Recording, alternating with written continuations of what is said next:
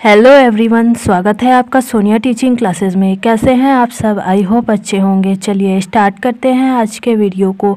आज के इस वीडियो में मैं डिस्कस करने वाली हूँ रीट 2025 के लिए पर्यावरण अध्ययन के 30 क्वेश्चन।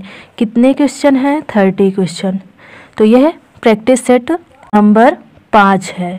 इसके पहले मैंने चैनल पर 4 वीडियो पर्यावरण अध्ययन के और अपलोड कर दिए हैं। अगर आप लोगों ने अभी तक उसे नहीं देखा है तो चैनल के प्लेलिस्ट में जाकर देख लीजिए। आपकी तैयारी को बेहतर बनाने के लिए बहुत ही हेल्पफुल होंगे। तो चलिए बिना देरी के स्टार्ट करते हैं वीडियो को। सबसे पहला क्वेश्चन है, प्रथम भारतीय अंतरिक्ष यात्री कौन थे? कल्पना चावला, सुनीता विलियम्स, राकेश शर्मा या राजा चेरी? फ्रेंड्स, आप लोग भी आंसर देने की कोशिश करिएगा और आपके 30 में से कितने क्वेश्चन सही होते हैं लास्ट में कमेंट बॉक्स में ज़रूर बताइएगा। तो इस प्रश्न का सही आंसर है ऑप्शन सी वाला। राकेश शर्मा जो है प्रथम भारतीय अंतरिक्ष यात्री हैं। यह कब गए थे अंतरिक्ष में? 1984 में गए थे। 1984 में गए थे, ईयर भी ध्यान रखिएगा। वहाँ पर ये 8 दिन रहे थे, अंतरिक्ष में 8 दिन रहे थे। और यह विश्व के 138वें व्यक्ति हैं, ध्यान रखिएगा। विश्व के 138वें व्यक्ति हैं और भारत के पहले व्यक्ति हैं। भारत के पहले व्यक्ति कौन है? राकेश शर्मा। विश्व के 138वें हैं। कब गए थे? 1984 में गए थे। कितने दिन रहे थे? 8 दिन रहे थे। कल्पना चावला जो हैं पहली भारतीय महिला हैं। कल्पना चावला फर्स्ट भारतीय महिला हैं, ध्यान रखिएगा। फर्स्ट भारतीय महिला हैं जो कि अंतरिक्ष में गई थी। कल्पना चावला फर्स्ट भारतीय महिला हैं। और वहीं पर सुनीता विलियम्स सेकंड भारतीय महिला हैं जो अंतरिक्ष में गई थी। भारतीय मूल की महिला हैं जो अंतरिक्ष में गई थी। सेकंड भारतीय मूल की महिला कौन है? सुनीता विलियम्स जो अंतरिक्ष में गई थी। इन्हें किसने भेजा था? तो इन्हें नासा ने भेजा था, यह भी ध्यान रखिएगा। नासा जो कि अमेरिका की स्पेस एजेंसी है, उसने सुनीता विलियम्स को अंतरिक्ष पर भेजा था, ध्यान रखिएगा। यह सेकंड है और पहली है कल्पना चावला। यहाँ पर प्रथम भारतीय अंतरिक्ष यात्री पूछे गए हैं तो कौन होंगे? राकेश शर्मा। ऑप्शन सी यहाँ पर सही आंसर है, ध्यान रखिएगा। अगला क्वेश्चन देखिए, निम्नलिखित में से राजस्थान के किस दुर्ग को चिड़िया ट्रंक के नाम से भी जाना जाता है? रणथंभौर का दुर्ग, मेहरानगढ़ का दुर्ग, कुंभलगढ़ का दुर्ग या सोनार किला? बताइए इनमें से किस दुर्ग का नाम चिड़िया ट्रंक भी है? बताइए। तो ऑप्शन बी सही है, मेहरानगढ़ का नाम चिड़िया ट्रंक भी है, ध्यान रखिएगा। राजस्थान के मेहरानगढ़ दुर्ग को चिड़िया ट्रंक के नाम से भी जाना जाता है। यह कहाँ है? राजस्थान के जोधपुर शहर में है, ध्यान रखिएगा। राजस्थान के जोधपुर शहर में है। कुंभलगढ़ जो है राजसमंद में है। कुंभलगढ़ राजसमंद में है, ध्यान रखिएगा। आपसे कोई भी पूछा जा सकता है। सोनार का किला जैसलमेर में है। सोनार का किला जैसलमेर में है। यहाँ मैं सभी ऑप्शन डिफाइन कर दे रही हूँ जिससे आपको सभी याद हो जाए। और रणथंभौर कहाँ पर है? सवाई माधोपुर में है। रणथंभौर जो है यह सवाई माधोपुर में है, तो ध्यान रखिएगा सभी को। सभी मोस्ट इम्पॉर्टेंट है, कोई भी आपसे पूछा जा सकता है। चिड़िया ट्रंक के नाम से जाना जाता है मेहरानगढ़ दुर्ग। ऑप्शन बी यहाँ पर सही आंसर है, ध्यान रखिएगा। अगला देखिए, ग्रेगर जॉन मेंडल ने शोध कार्य किया था ड्रोसोफिला पर, चूहा पर, उद्यान मटर पर या ईस्ट पर? ग्रेगर जॉन मेंडल ने शोध कार्य किया था उद्यान मटर पर। ऑप्शन सी सही आंसर है। ग्रेगर जॉन मेंडल को आनुवंशिकी का जनक भी कहा जाता है, ध्यान रखिएगा। आनुवंशिकी का जनक किसे कहा जाता है? आनुवंशिकी का जनक किसे कहा जाता है? ग्रेगर जॉन मेंडल को। आनुवंशिकी का जनक ग्रेगर जॉन मेंडल हैं, ध्यान रखिएगा। यह भी क्वेश्चन बहुत बार पूछा गया है। यहाँ पर शोध कार्य पूछा गया तो किस पर किया था? उद्यान मटर पर। ऑप्शन सी सही आंसर है। अगला देखिए, कक्षा 5 के शिक्षक एक सवाल देते हैं, पेड़ों के 5 लाभ लिखिए। जबकि उसी कक्षा में शिक्षक एक दूसरा सवाल भी देते हैं, क्या होगा अगर धरती पर कोई पेड़ ना हो? तो इन सवालों की प्रकृति कैसी है? बद्ध अंत वाला, अभिसारी और मुक्त अंत वाला अभिसारी, मुक्त अंत वाला अभिसारी और बद्ध अंत वाला अपसारी, मुक्त अंत वाला अपसारी और बद्ध अंत वाला अभिसारी, बद्ध अंत वाला अपसारी और मुक्त अंत वाला अपसारी। बताइए कौन सा इसका सही आंसर होगा। इसका सही आंसर है ऑप्शन डी, बद्ध अंत वाला अपसारी और मुक्त अंत वाला अभिसारी। यह क्वेश्चन के प्रकार हैं, ध्यान रखिएगा। ऑप्शन डी यहाँ पर सही आंसर है। अगला देखिए, आपके प्रधानाचार्य ने आपको कहा कि कक्षा 5 के विद्यार्थियों को शैक्षिक अवलोकन यात्रा के लिए ले जाएं। इस अवलोकन यात्रा को सार्थक बनाने के लिए आप अपनी योजना में क्या सम्मिलित करेंगी। ऑप्शंस हैं, क्रियाकलापों की एक स्तरीकृत शीट उस स्थान के बारे में तैयार करना और प्रमाणिक तथा सार्थक अध्ययन के लिए उसे विद्यार्थियों के साथ यात्रा से पूर्व साझा करना। जहां जाना हो उसके बारे में जानकारी प्राप्त करने और पढ़ने के लिए विद्यार्थियों को कहना। आनंद के लिए पर्याप्त भोजन और खेलों को साथ ले जाना। यह सुनिश्चित करना कि विद्यार्थी अनुशासित रहें और उस स्थान का शांतिपूर्वक अवलोकन करें। आपके प्रधानाचार्य ने आपको कहा कि कक्षा 5 के विद्यार्थियों को शैक्षिक अवलोकन यात्रा के लिए ले जाएं। इस अवलोकन यात्रा को सार्थक बनाने के लिए आप अपनी योजना में क्या सम्मिलित करेंगी। तो क्या सम्मिलित करेंगी, ऑप्शन ए सही आंसर है। क्रियाकलापों की एक स्तरीकृत शीट उस स्थान के बारे में तैयार करना और प्रमाणिक तथा सार्थक अध्ययन के लिए उसे विद्यार्थियों के साथ यात्रा से पूर्व साझा करना। यह अपनी योजना में जरूर सम्मिलित करना चाहिए उस शिक्षिका को। तो ऑप्शन ए यहाँ पर सही आंसर है। अगला देखिए, एक कोशिकीय सूक्ष्म जीव है, स्पाइरोगाइरा, विषाणु, पैरामीशियम या हाइड्रा। एक कोशिकीय सूक्ष्म जीव है पैरामीशियम। ऑप्शन सी यहाँ पर सही आंसर है, ध्यान रखिएगा। अगला देखिए, निम्न में से कौन सा पादप उत्पाद साबुन का विस्थापन है। रुद्राक्ष, रीठा, तेंदू या उपरोक्त सभी। इनमें से जो पादप उत्पाद साबुन का विस्थापन है वह है रीठा। ऑप्शन बी सही आंसर है। रीठा का प्रयोग बालों के संरक्षण के लिए किया जाता है, ध्यान रखिएगा। आप लोगों ने शैम्पू के ऐड में नाम तो सुना ही होगा ना रीठा का, तो रीठा का प्रयोग बालों के संरक्षण के लिए किया जाता है, यह भी ध्यान रखिएगा। इसका सही आंसर है ऑप्शन बी। अगला देखिए, बीटी कपास है, एक संकर पौधा, एक ट्रांसजेनिक पौधा, एक प्राकृतिक पौधा या एक औषधीय पौधा। बीटी कपास है एक ट्रांसजेनिक पौधा। ऑप्शन बी यहाँ पर सही आंसर है, ध्यान रखिएगा। ट्रांसजेनिक और संकर में बहुत कन्फ्यूजन होती है, तो ध्यान रखिएगा। ट्रांसजेनिक है बीटी कपास। ऑप्शन बी सही आंसर होगा। अगला देखिए, निम्नलिखित में से कौन सा रसायन आम पकाने में प्रयोग होता है। Calcium carbonate, calcium hydroxide, calcium carbide, calcium chloride. इनमें से जो रसायन आम पकाने में प्रयोग होता है वह है कैल्शियम कार्बाइड। ऑप्शन सी सही आंसर है। इसका सूत्र है CaC2। सूत्र भी ध्यान रखिएगा, कभी कभी सूत्र ही दे दिया जाता है, ऐसे नाम नहीं लिखा रहता। तो सूत्र क्या है, CaC2, ध्यान रखिएगा। ऑप्शन सी यहाँ पर सही आंसर है। अगला देखिए, अफ्रीका के जायरी बेसिन की कौन सी जनजाति अपना घर पेड़ों के ऊपर बनाते हैं। बुशमैन, पिग्मी, मसाई या लंबरजैक। अफ्रीका के जायरे बेसिन की जो जनजाति अपना घर पेड़ों के ऊपर बनाती है वह है पिग्मी। ऑप्शन बी सही आंसर है, ध्यान रखिएगा। अगला देखिए, वनोन्मूलन का दुष्परिणाम है मृदा अपरदन में वृद्धि, मृदा अपरदन में कमी, वन्य जीव जंतुओं की संख्या में वृद्धि, वर्षा में वृद्धि। वनोन्मूलन का दुष्परिणाम है मृदा अपरदन में वृद्धि। ऑप्शन ए यहाँ पर सही आंसर है। बाकी सभी वन लगाने की विशेषताएं हैं। वन लगाने से मृदा अपरदन में कमी भी होगी, वन्य जीव जंतुओं की संख्या में वृद्धि भी होगी, वर्षा में वृद्धि भी होगी। तो ये सभी विशेषताएं हैं। यहाँ पर दुष्परिणाम पूछा गया है तो मृदा अपरदन में वृद्धि। ऑप्शन ए सही आंसर है। अगला देखिए, अफीम किससे प्राप्त होती है। पेपावर सोमनीफेरम से, एलोवेरा से, सिनकोना से या सेनेटेला एशियाटिका से। बताइए अफीम किससे प्राप्त होती है। तो अफीम प्राप्त होती है पेपावर सोमनीफेरम से। ऑप्शन ए यहाँ पर सही आंसर है, ध्यान रखिएगा। सिनकोना पेड़ से मलेरिया की दवा बनती है। क्या बनती है? मलेरिया की दवा। इसकी छाल से मलेरिया की दवा बनाई जाती है सिनकोना पेड़ के, ध्यान रखिएगा। यह भी इम्पोर्टेंट है, कई बार पूछा गया है। सिनकोना पेड़ की छाल से मलेरिया की दवा बनाई जाती है। तो यहाँ पर अफीम किससे प्राप्त होती है? पेपावर सोमनीफेरम से। ऑप्शन ए सही आंसर है। अगला देखिए, निम्नलिखित को सुमेलित करें तथा सही का चयन करें।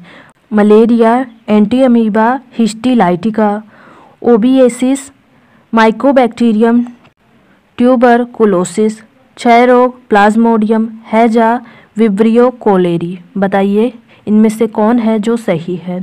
मलेरिया किससे होता है? प्लाज्मोडियम से होता है, तो यहाँ पर सी वाला ऑप्शन आएगा।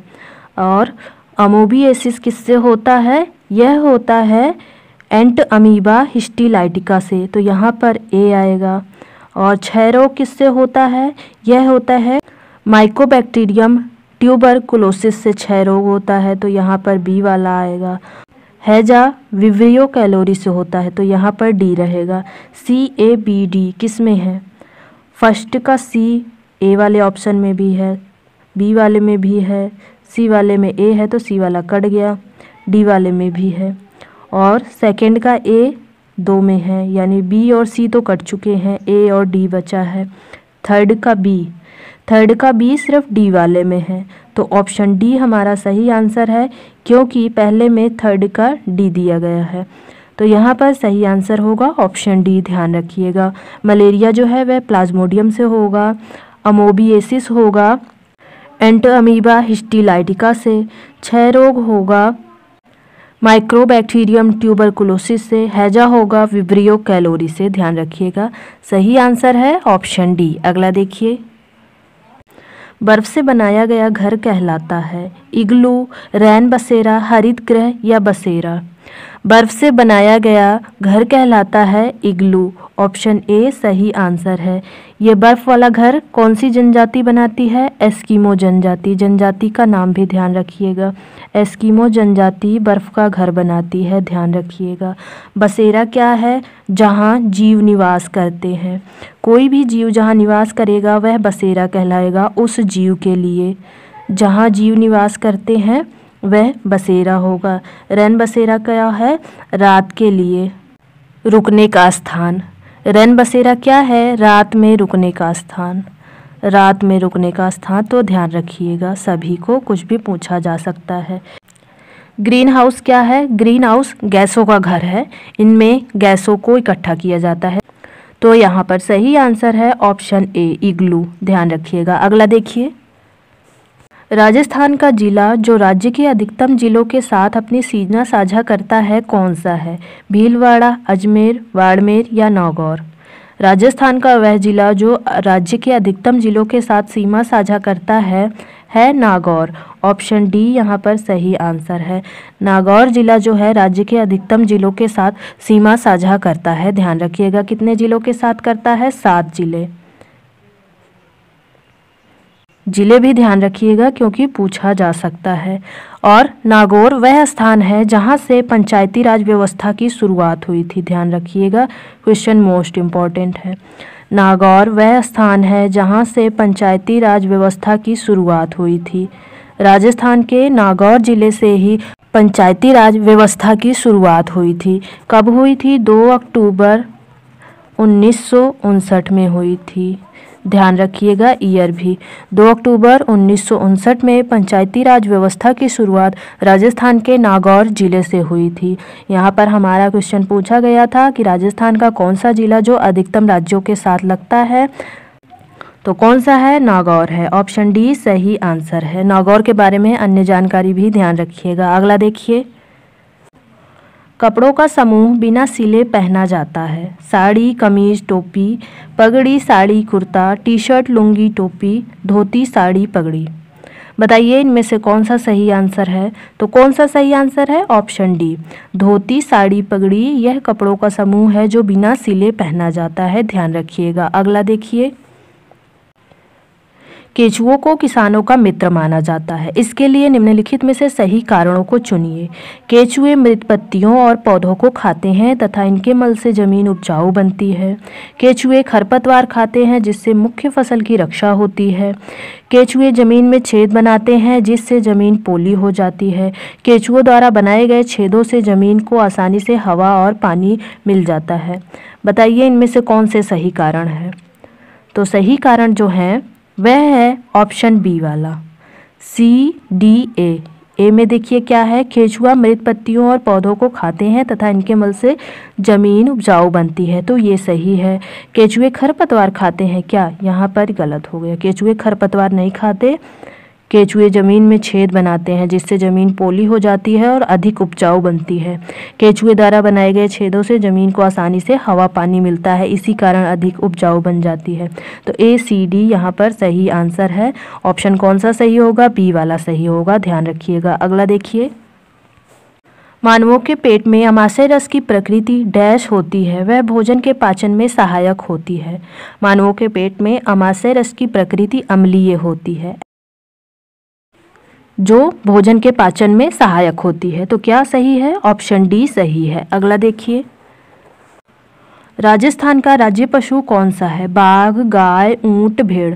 राजस्थान का राज्य पशु है ऊंट, ऑप्शन सी सही आंसर है।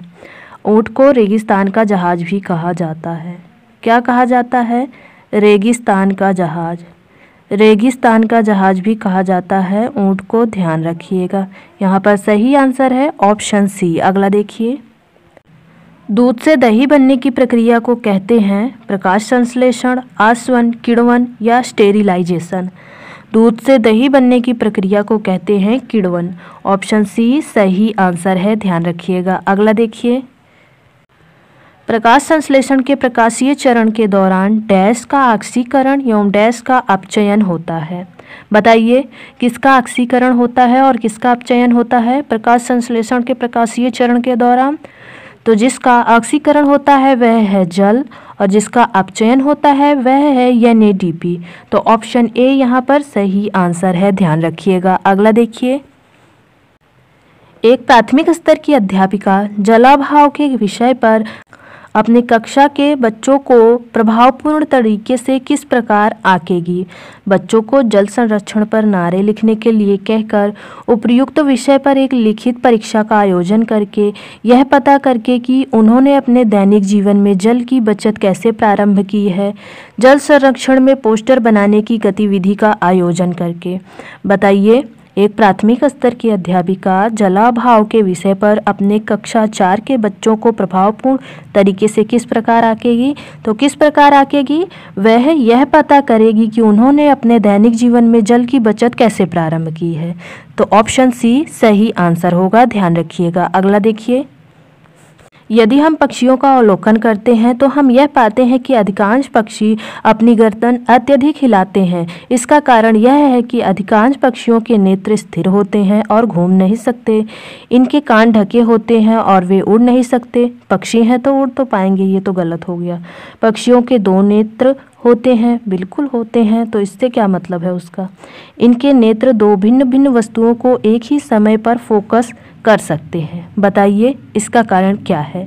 ऑप्शन 2 तो ऐसे ही गलत हो गए, 2 बचे हैं। तो इसका सही कारण है ऑप्शन ए वाला। अधिकांश पक्षियों के नेत्र स्थिर होते हैं और वो घूम नहीं सकते, इसलिए पक्षी अपनी गर्दन अत्यधिक घुमाते हैं, इधर उधर करते हैं, जिससे वे आसानी से सभी चीज़ों को देख पाएँ। तो ध्यान रखिएगा, ऑप्शन ए यहाँ पर सही आंसर है। अगला देखिए, कक्षा 5 की अध्यापिका माहिका चाहती है कि उसके विद्यार्थी आसपास के पौधों का अवलोकन करें। सार्थक अधिगम के लिए उसे बच्चों को क्या करने के लिए प्रोत्साहित करना चाहिए। समझना चाहिए कि पौधे भी सजीव होते हैं। समझना चाहिए कि पौधे हमारे लिए उपयोगी होते हैं। अधिकतम पौधों के नाम लिखना, उनकी ऊंचाई, पत्तियों, गंध और उगने के स्थानों में अंतर का अवलोकन करना। बताइए इसका सही आंसर क्या होगा। इसका सही आंसर है ऑप्शन डी, ध्यान रखिएगा। उनकी ऊंचाई, पत्तियों, गंध और उगने के स्थानों में अवलोकन करना ही इस प्रक्रिया का सबसे सही तरीका है, ध्यान रखिएगा। अगला देखिए, पर्यावरण अध्ययन के शिक्षण से उन प्रक्रिया आधारित कौशलों को बढ़ावा दिया जाना चाहिए जो पूछताछ आधारित प्रत्यक्ष अनुभवों के केंद्र बिंदु हैं। निम्नलिखित में से कौन सा एक कौशल नहीं है? नहीं पर ध्यान दीजिएगा। पूर्वानुमान, निर्धारण, निष्कर्ष निकालना, अवलोकन। बताइए इसका सही आंसर कौन सा है? जो नहीं है वह है निर्धारण, क्योंकि पर्यावरण में हम लोग कुछ निर्धारित नहीं कर सकते, सब कुछ प्रकृति पर आधारित है यानी ईश्वर पर आधारित है। तो ध्यान रखिएगा, निर्धारण यहाँ पर सही आंसर है। अगला देखिए, शिक्षार्थियों का आकलन करते समय पर्यावरण अध्ययन की शिक्षिका को निम्नलिखित में से क्या नहीं करना चाहिए? बच्चों के पूर्व के अवलोकन के साथ तुलना करना चाहिए। शिक्षार्थियों की सीखने की क्षमताओं को ध्यान में रखकर सूचना दर्ज करना, बिल्कुल। बच्चों के कार्य के केवल कुछ पक्षों पर ध्यान केंद्रित करना, गलत। केवल कुछ पक्षों पर ध्यान केंद्रित नहीं करना चाहिए, सभी पक्षों पर ध्यान केंद्रित करना चाहिए। बच्चों के कार्य से संबंधित गुणात्मक उल्लेख करना, सही। तो नहीं पूछा गया है तो कौन सा सही होगा? निगेटिव है, ऑप्शन सी वाला, ध्यान रखिएगा। अगला देखिए, मांगी बाई व लक्ष्मणदास कामड़ किस नृत्य के कलाकार हैं? भवाई नृत्य, ढोल नृत्य, तेरा ताली नृत्य या कालबेलिया नृत्य? बताइए। मांगी बाई व लक्ष्मणदास कामड़ जिस नृत्य के कलाकार हैं वह है तेरा ताली नृत्य, ऑप्शन सी सही आंसर है। कालबेलिया नृत्य बहुत ही फेमस है क्योंकि ये यूनेस्को की अमूर्त धरोहर में शामिल है, ध्यान रखिएगा, इम्पोर्टेंट है। अमूर्त धरोहर में शामिल है कालबेलिया नृत्य। तो यहाँ पर सही आंसर है ऑप्शन सी। अगला देखिए, भारत का सुंदर वन उदाहरण है शीतोष्ण वन का, सदाबहार वन का, ज्वारीय वन का या रोमसागरीय वन का? भारत का सुंदर वन उदाहरण है ज्वारीय वन का, ऑप्शन सी सही आंसर है। सुंदर वन है कहाँ? पश्चिम बंगाल में। सुंदर वन पाया जाता है पश्चिम बंगाल में, सुंदरवन डेल्टा, ध्यान रखिएगा। ऑप्शन सी सही आंसर है। अगला देखिए, दक्षिणी अमेरिका का चौड़ा वृक्ष रहित घास का मैदान कहलाता है सेल्वा, पंपास, प्रेयरी, स्टेपीज? बताइए क्या कहलाता है? दक्षिणी अमेरिका का चौड़ा वृक्ष रहित घास का मैदान कहलाता है पंपास, ऑप्शन बी सही आंसर है। प्रेयरी जो है यह उत्तरी अमेरिका में पाया जाता है, प्रेयरी उत्तरी अमेरिका में पाया जाता है।